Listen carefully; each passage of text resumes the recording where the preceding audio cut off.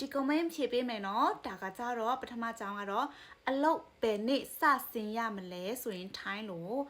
เริ่มงานวันไหนคะเริ่มงานวันไหนคะအလုပ်ဘယ်နေ့စဆင်ရမလဲရှင်နောက်တစ်ခါကြတော့အလုပ်ဘယ်အချိန်လောက်ဝင်ရမလဲဆိုရင်ထိုင်းလို့เข้างานกี่โมงคะ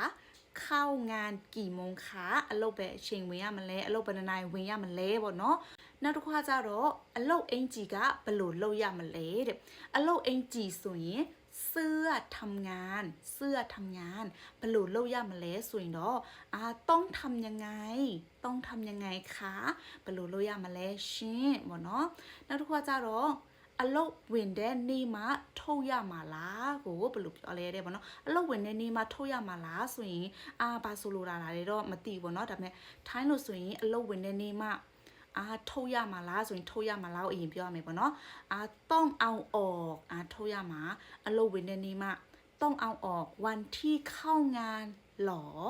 အလုပ်ဝင်တဲ့နေ့မှာထုတ်ရမှာလားလိုမျိုးပေါ့နော်ဒါတော့ပါဆိုလိုတာလဲတော့သိမသိချာပေါ့နော်အဲ့လိုမျိုးပြောလို့ရပါတယ်ပေါ့နော်โอเคบ๊ายบายค่ะ